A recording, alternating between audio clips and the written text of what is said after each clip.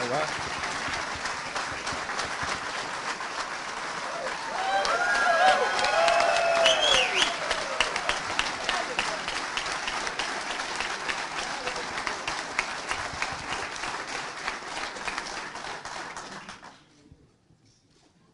That is as good an introduction as I could ever hope for anyone to do as I step up to this awesome task.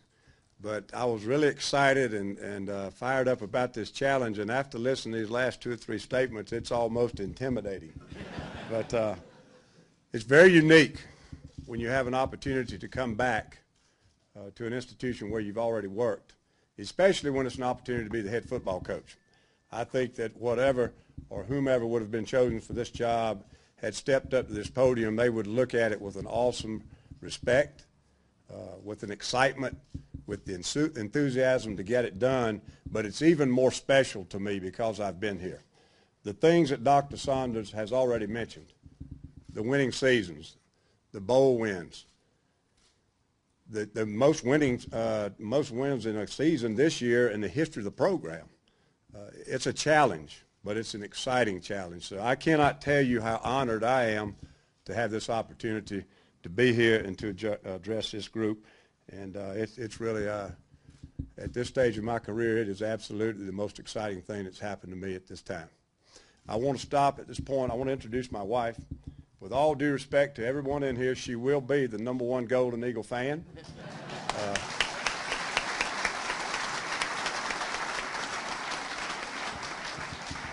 She actually likes football better than I do. Football is my vocation. Football is her avocation. But she has been a tremendous supporter of mine. It will take her a very short while to become a true Golden Eagle. And again, she will be the #1 Golden Eagle fan, and has meant so much to me as I've taken on new challenges with our family, and we're excited about this one. I'm a little bit disappointed that Seymour didn't show up. I asked Dr. Saunders, I said, Seymour could be in Hawaii or could be here for my announcement, and he went to Hawaii. And she said, you have to understand there's someone in that costume, and it's a college student. So I'm going to have to take that and accept that. Dr. Saunders also told me during some of our discussions, she said that she hoped to be here, I think, until she either quit or she died. And I said, well, can I have the same contract? And she said, absolutely. And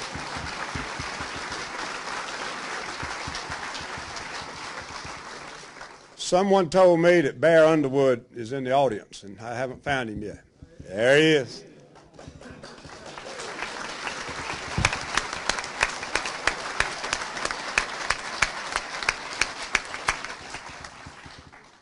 When I first came to Southern Miss, I was hired as defensive coordinator. And then I remember meeting P.W. He would have us out to some cookouts and other activities, and knew a little bit about his reputation. But before he was a head coach, he was the defensive coordinator. And there was a little pressure from him for me to try to fill his shoes, and I always had great respect for him. I've also had the unique opportunity to either meet or work for the past 7 coaches at the University of Southern Mississippi. And if you just look at your history, I don't want to go back through it. Dr. Saunders has done a better job of recapping and recounting the history, the accomplishments, and the wonderful people that have worked at this university, and especially in the football program over the past number of years. Your history and your tradition is something that you have to have almost unbelievable pride, and I can't tell you what an honor it is to have the opportunity to lead your football program. I want to talk a little bit about, I was asked in the interview, why do you want this job? And I told the committee and I told Dr. Saunders there's a 2-part answer to that. Number one, you have to look at yourself. Why do I want to be the head coach here? Personally, I still had that itch to be a head coach again. I also did not want to move my family at this stage in my career unless it was for an opportunity to be a head coach where you can be successful. And I know you can do that at Southern Miss. The other part is about the University of Southern Mississippi. Southern Miss, the tradition, the accomplishments, and the challenges of trying to meet those same standards that have been reached is going to be not only a challenge, but it's going to be invigorating. It's going to be energizing. There's nothing that coaches and players love more than something to compete with. And just to try to compete with the accomplishments of the previous coaches that have come through here is going to be energizing in and of itself. I've had a great professional relationship with Larry over the last few years. We first met, I was interviewed at Oklahoma State. We formed a professional bond and a friendship through the phone, really. And I've got great respect for what he's accomplished. I think he's one of the great offensive coaches in our profession today, and hope that we can continue the exciting offense and the productive offense that he's produced. It will not vary very much at all. It will be the spread. It will be the fast tempo. It will be the shotgun. For those of you who understand football terms, this offensive system is not going to change very much. I also want to bring exciting defense. I thought that the difference in winning a championship here and just entertaining people over the last 4 years was defense.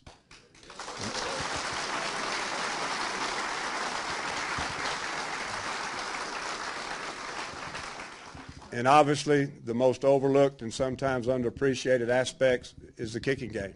And if you'll look at your kicking game, it was tremendously successful this year. They were in the top 20 in almost every category. So it takes a lot of elements in a program to win a championship. So I assure you we will have an exciting offense. And I assure you that it will be something that will entertain you when you sit down in the stadium to watch the Golden Eagles play. But I also want to win championships, and we're going to do everything we can and leave no stone unturned in trying to do that. What is the future for Southern Miss under my leadership? I learned this from Coach Spurrier. When you take on a task such as this, you want to study the history of the program, and you want to try to find something that has not been done before. I think that he may reach the all-time career wins at the University of South Carolina before he wins. I hope he can do that. I've been proud to have been a part of most of that. But when I take on this program, I look for something that we've never been able to do before. Frankly, there's very little left. It's intimidating, but it's also challenging. But if I could tell you one thing that is going to drive me as the head football coach of your program, I want to take the University of Southern Mississippi. I want to take the Golden Eagles to a BCS football game and win it.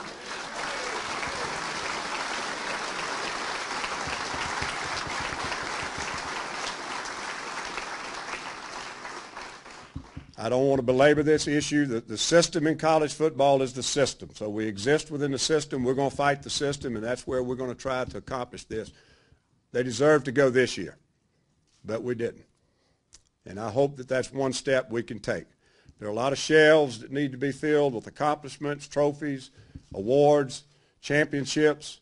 There are not too many shelves left for this program, and that's a compliment to the Golden Eagles. What's been accomplished here in the past will be a motivating factor, and we intend, once I assemble a staff and get these players back together and start working toward a common goal, we intend to try to reach some task, reach some goal and some height in this program that has not been reached before.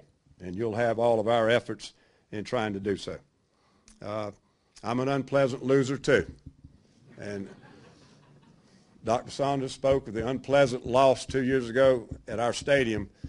When I left the University of Southern Mississippi, when I left Southern Miss, and I've got to start saying Southern Miss. When I left Southern Miss, I went to the University of Alabama. And Coach Stallings slipped a couple of times during the week that we were getting ready to open up with the Eagles. And he called it Mississippi Southern because that's what it was back when he coached for the Bear. And unfortunately, when they left after that next Saturday and Brett and the Golden Eagles had beaten us, we figured out the right name.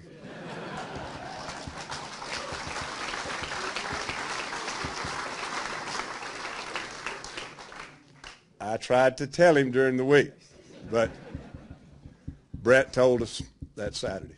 So there are other goals and things that I'd like to accomplish, but I think those are things that you set with your football team. So as we put this thing together with staff and players, we will sit down and we'll gather and we'll try to decide what goals we want to reach season to season and other things that we want to accomplish. But I hope within my time here, it will be the goal to take this program to a BCS football game and come out with a victory.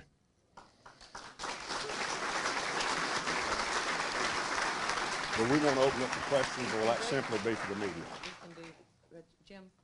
If any of the members of the media want to ask Coach a few questions, you're welcome to this time. Coach, are you going to coach South Carolina in the bowl game, and what's your timetable? My intentions are to come to work and get ready to coach Southern Miss as soon as possible.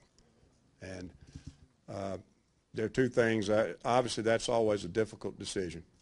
The players that you've been working with for the past 4 years, it's a very difficult separation. We also played Nebraska, and I'd like to have that experience to go out and find out what our opener is going to be like next year. But right now, I work for the Golden Eagles, and all of my efforts and all of my thoughts will be toward building this program. And I don't want to be a distraction to the University of South Carolina or their program. So it is my intentions to start work here immediately. How familiar are you with the current personnel? How confident are you in their ability? I have watched them play. I've not sat down and watched any film. I've studied the roster, saw the entire championship game. I'll be frank with you, I've not studied all the particular losses and returning players. I know this. I know there's a great nucleus of players coming back. I think that Larry and his staff have done an outstanding job of recruiting. You obviously got some great players that are leaving. But I will not say that I am extremely familiar with that roster. And my philosophy is when I come in the door, it's all brand new. And I know there'll be players who have accomplished some things here. We'll find out who our leaders are. But that's the way I feel like I like to do it. I want to come in and I want to find out who those leaders are myself. Coach Johnson, do you have a timetable set on getting your own staff in place here at Southern Miss? That is a process, you know, even when you go into your interview stage, everyone wants to know who you're going to assemble as a staff. It's a process that's very difficult to predict because honestly, you're flooded with people who want to come to work here. The program is very well respected, not across the nation with fan base. The program has tremendous respect in the coaching ranks. So I know that I'll have no shortage of absolutely outstanding candidates. I want to speak to some of those that choose not to go to North Carolina. I have 2 or 3 what I would say are linchpins that I intend to try to get on board as soon as I possibly can. I do not intend to talk about those people at this point in time because I don't feel like that's proper for me to violate their privacy. But I have some targets and some candidates, and if I can get those linchpins, then I build the staff with them. The head coach is the head coach, but there has to be a chemistry within an offensive staff, within a defensive staff, and you have to have guys that can work together. And I do not intend to go out and pick 9 coaches and put them in a room together. I want some input and some cooperation with the guys that I start my staff with. Coach, would that be safe to say the coordinators come first? Coordinators and assistant head coach. And my organizational philosophy on that, I want an assistant head coach that I have no doubt understands me, understands exactly what will run through this program as a common thread, and I want him to be able to take that into other areas, whether it be recruiting, administration, liaison, issues that you did not know is as important, but equipment, training, all of these support areas, you all have to be pulling in the same direction. It is really with the new rules that have been implemented by the NCAA, there are individuals within your athletic program who have more personal contact with your players in the course of a year than you do as a full-time coach. So those people are very important to me, and I want an assistant head coach who I feel like is almost an extension of me who can handle some of those matters. Rick? This is from one 59-year-old to another.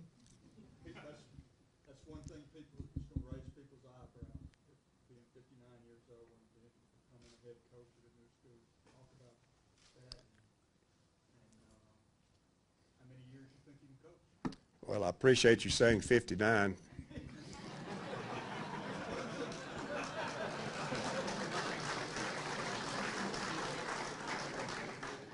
I'll be 60 in 3 days. And my mom told me I was 3 days late, so, you know. But I've had no complaints from Caroline. And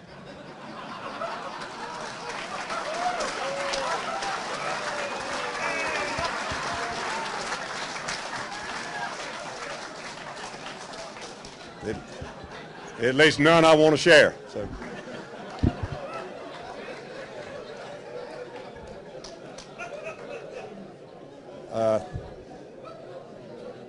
And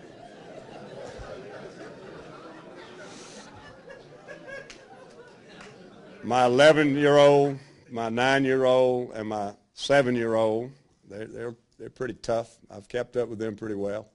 But on a serious note, I mean, great health. I didn't have to take on a head coaching job at my stage in my career. Well established financially, professionally. I was living at home. It was just too good of an opportunity to pass up. But I really feel like that it's one of the, I have great health, great energy, and this situation energizes you from an emotional standpoint.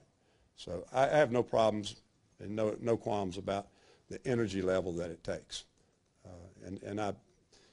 I'm perfectly ready to go to work. There are some elements of being a head coach that are a little bit more taxing, but it doesn't get much more difficult than being a coordinator in the SEC.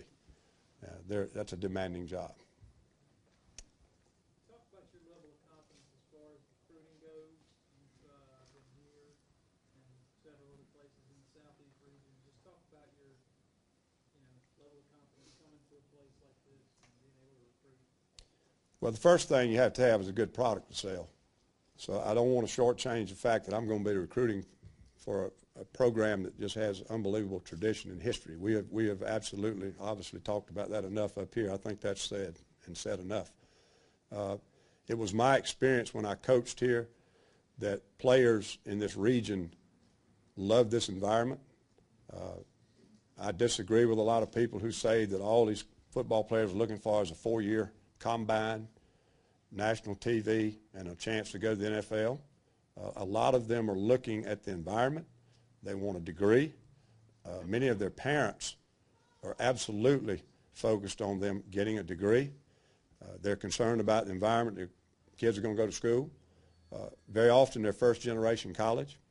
So there are a lot of aspects about recruiting that I think Southern Miss has a lot to offer, and I think we have to do the proper job of presenting it. When speaking to me personally, my recruiting style is to, I don't believe in selling. I believe in trying to convince that we have what the young man wants. I want him to make his own decision instead of me try to make his mind up for him or try to trick him into anything. I've developed a very close relationship. I signed a #1 player in America last year at the University of South Carolina, a program that has never won but one conference championship, had never at that time been to the SEC championship, had not won but 2 or 3 bowls in the history of their school. And because of distance, because of my relationship that I developed, because of a former player that had played with him in high school that I'd recruited, and how he viewed me and that program, and that's how I think you recruit. We've got a great product to sell, and I'm going to hire staff, and recruiting will be one of the primary qualifications for these guys. There are a lot of good coaches out there. There are more good coaches out there than there are coaching jobs. And I mean that, I'm very serious. There are great coaches out there who are unemployed. But recruiting, to me, is a very, very important aspect of how we put the staff together. I have no doubt we can recruit great players here. And we're not going to shy off from recruiting the ones who have the opportunity to play at the BCS level and the SEC level. I don't know what our batting average will be, but I think there are players who will like this environment and like what we have and some of the things that Dr. Saunders has already alluded to. I think we can sell Southern Miss.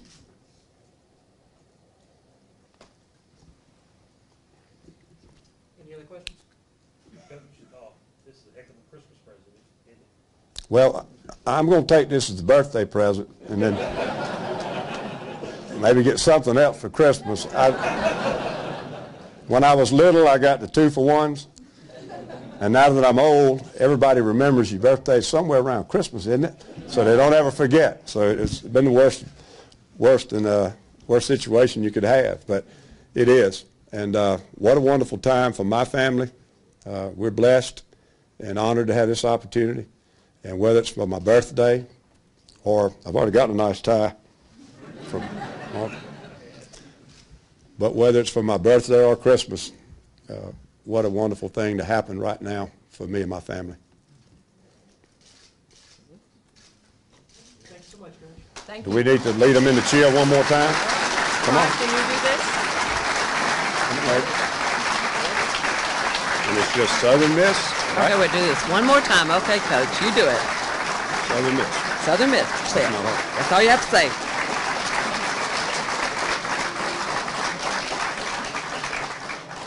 One more time. Southern Miss. Stop! There you go. Wonderful.